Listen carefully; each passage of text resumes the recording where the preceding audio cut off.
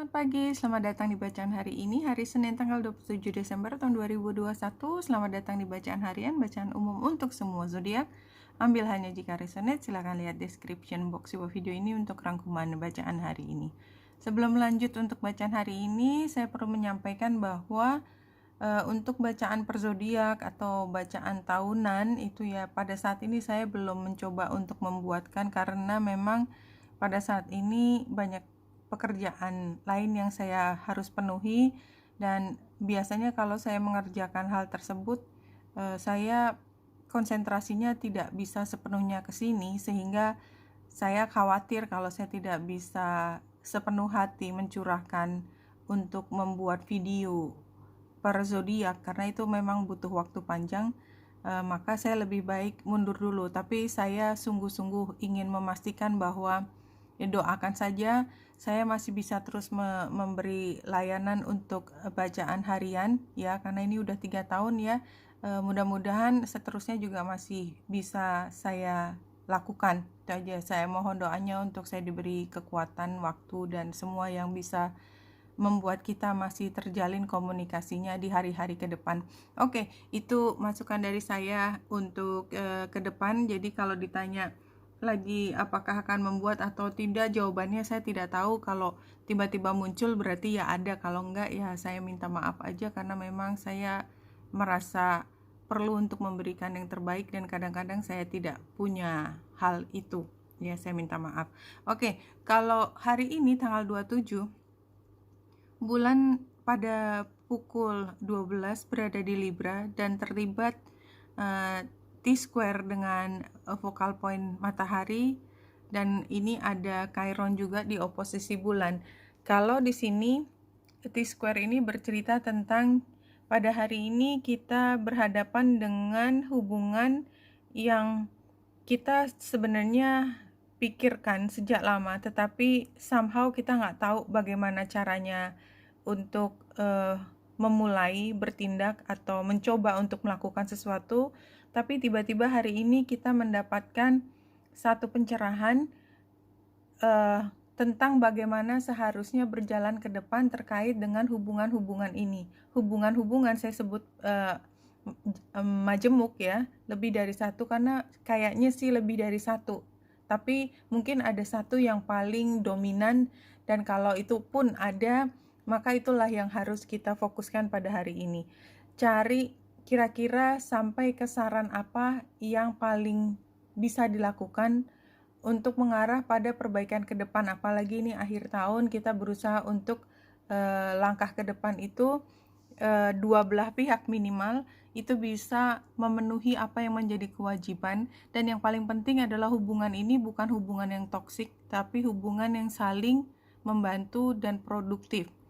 Dan kalau saya bilang produktif, itu juga termasuk hubungan percintaan, karena hubungan percintaan yang positif itu adalah yang produktif. Masing-masing memberi kesempatan untuk berkreasi, merasa bebas, mengekspresikan diri, dan bahagia di situ. Dan salah satu ciri kalau hubungan ini tidak produktif adalah kita merasa miserable, ya. Tahu ya rasanya miserable, nggak tahu kenapa kan, nggak pernah puas, rasanya pingin ngomel terus. Itu udah satu pertanda ada yang salah di situ, ada yang harus diperbaiki.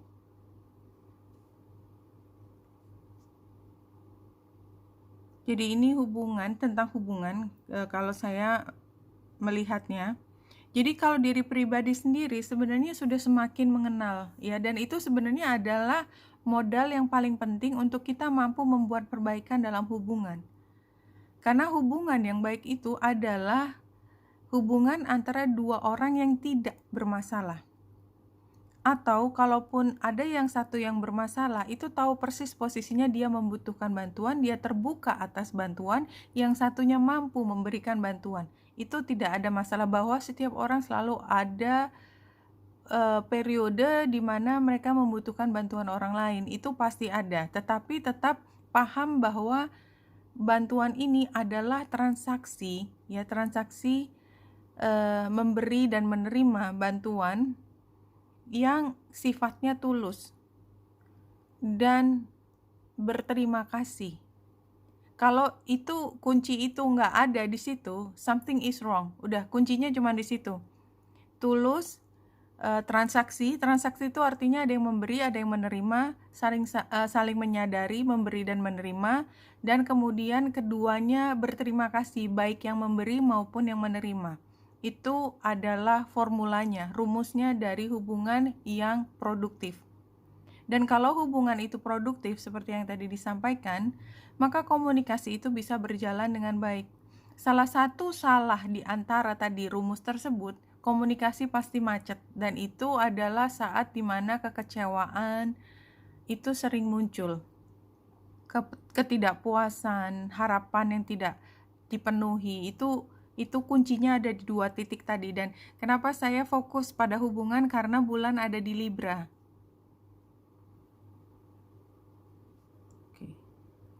Kalau kita lihat sini, kartu yang pertama adalah changing your mind. Jadi kalau menurut saya, balik lagi ke astrologi,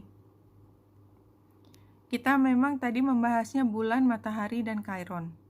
Tapi yang latar belakang yang akan berjalan panjang, dan ini sampai bulan Februari, mungkin Januari, Februari, Maret udah mulai bisa agak lepas, itu adalah ketika ada status yang masih harus diperbaiki. Status itu artinya ya kalau hubungan kerja ya job desk, peran apa, batas-batas apa yang harus dilakukan.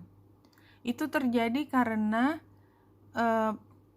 Venus retro dan dia ketemu dengan Pluto. Apapun yang disentuh oleh Pluto itu ada destruksi, ada yang hilang, ada yang runtuh.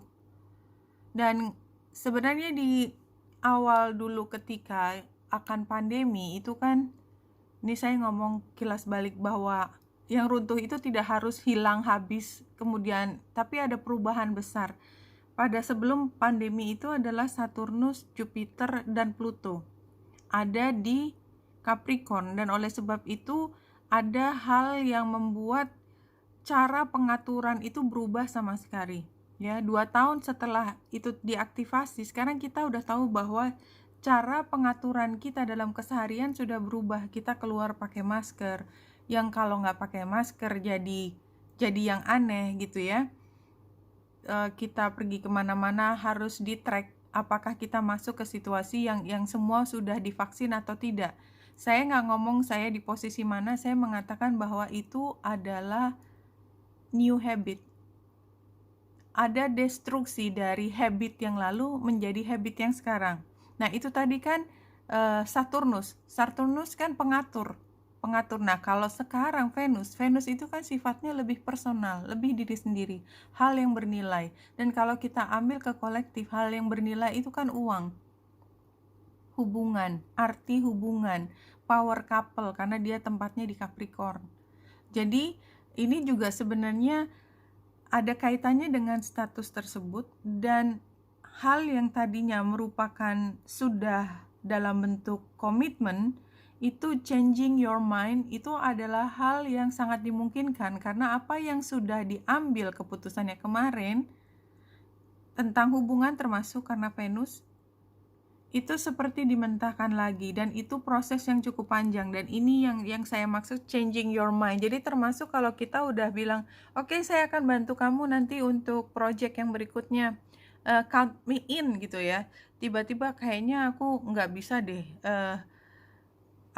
keluarga saya di kampung kayaknya butuh bantuan saya, jadi kayaknya saya nggak akan memperpanjang. Tadinya saya benar-benar ingin memperpanjang, but somehow situasinya tidak memungkinkan. Hal seperti itu ya, jadi keinginan hal yang berharga itu jadi kayak dipertanyakan lagi, karena situasinya itu seperti memaksa kita untuk berpikir ulang. Itu jangka panjangnya, dan hari ini termasuk titik dimana kayaknya kita menemukan bahwa kita bisa membahas itu dengan orang yang bersangkutan. Ya, jadi tadinya kan Eight of Gabriel nih, Eight of Wands. Kita udah niat mau jalan ini, kayak kita punya planning itu udah dengan sangat percaya diri, aku mau lakukan ini, tapi wait, lihat dulu, periksa lagi, mungkin nggak ini dilakukan, lihat. Kayaknya kita harus buat perhitungan baru. Anyway, karena tiba-tiba terbuka lagi, yang tadinya kita yakin mau jalan dari A ke B, sekarang B tanda tanya. Tiba-tiba muncul kesempatan C, D, E. Nah, pada saat ini kemudian kayak kita kembali lagi dan kita dikasih waktu cukup lama ya, yang tadi Venus itu akan ada di Capricorn sampai dengan bulan Maret, itu kita sedang menimbang-nimbang. Jadi sebenarnya saya tuh maunya apa ya? Saya teruskan apa enggak ya? Anyway, kita omongin aja dulu hari ini ya, karena hari ini kesempatan untuk membahas, tetapi langkah-langkah perbaikannya secara khusus itu tidak harus hari ini. Itu yang saya lihat dari astrologi maupun kartu yang keluar. Kalau dari tarot yang untuk merangkum, biasanya ini merangkum. Anyway, hasilnya Ace of Wands. Kita benar-benar melakukan hal yang baru sama sekali. Ya, kita lihat dari depan. Ini kan kita bingung mau memilih ya. Kalau kita lihat penggambarannya, yang jelas kita yang pegang adalah rasional, alasan. Semua pilihan itu kita tahu persis kelebihan kelemahannya, kita pegang kanan kiri, tapi matanya ketutup karena kita nggak tahu sebenarnya yang terbaik buat kita ke depan itu yang mana. Tapi latar belakangnya adalah air. Air itu artinya sebenarnya pada akhirnya pilihan kita itu bukan hanya logika, tetapi kayak panggilan hatinya kemana. Dan batunya itu termasuk ini realistis apa tidak, visible atau tidak. Tapi semua itu hanya bisa dijawab pada waktu tertentu. Jadi kita hanya bisa membuat proyeksi ke depan, tetapi kita tidak tahu persis hasilnya. Ya, gambar bulannya. Ini penggambaran dari situasinya seperti itu hari ini. Ini Eight of Pentacles ini adalah yang ini ya. Eight of Ariel kalau di sini, dan ini adalah tantangan. Nggak ada progres ya, dan kita merasa bahwa mungkin dengan situasi yang kita nggak tahu mesti ngapain, kita tuh takut banget bahwa kita akan stuck di sini terus. Kalau sarannya adalah ya, kalau memang belum ada kejelasan lalu mau apa ya, kita tahan aja, kita jalanin aja, tahan, kita masukkan ke dalam hati dan kita saving. Karena kita nggak tahu kebutuhannya ke depan, jadi kita menabung aja hari ini. Menabung tuh artinya kita juga jangan mengambil keputusan besar dalam hal sumber daya yang kita miliki, mungkin termasuk hubungan.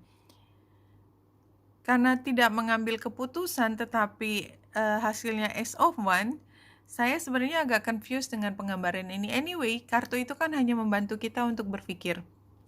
Kalau menurut saya, penggambaran ini adalah walaupun kita sudah membuat rencana yang lebih hati-hati, gambar Four of Pentacles-nya, anyway, karena outcome itu tidak hanya apa yang kita rencanakan terjadi, tetapi somehow dari lingkungan kita seperti memberi jawaban pada kita, oh kayaknya kamu bisa melakukan langkah pertama ini. Ini masih masuk dalam situasi perencanaan, tapi kita sudah membuat langkah yang strategis. Dan walaupun masih awal, tapi ini kita merasa dan memang tidak berada dalam kondisi stuck. Kita melakukan sesuatu di situasi, melakukan semua yang terbaik di situasi yang belum jelas pada saat ini. Itu yang tergambar. Kalau dari spirit guides-nya,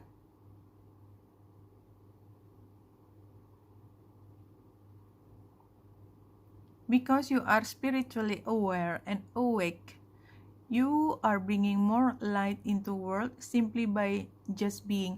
Ini prosesnya kita lewati saja, don't freak out. Sebenarnya itu kan, kita percaya diri bahwa kita punya kemampuan itu, dan kalaupun kita bingung, secara spiritual kita akan selalu dibantu seperti penggambarannya ini ya. Ya, kita lihat bahwa yang penting kita berusaha, belajar terus, membuka mata hati kita, terus membuka diri untuk informasi baru, dan dari situ somehow kita akan menemukan jawaban tanda petik atau clue atau pertanda kemana kita akan mengarah. Oke, Wenita Indrasta di sini, semoga membantu. Salam hati dan cahaya.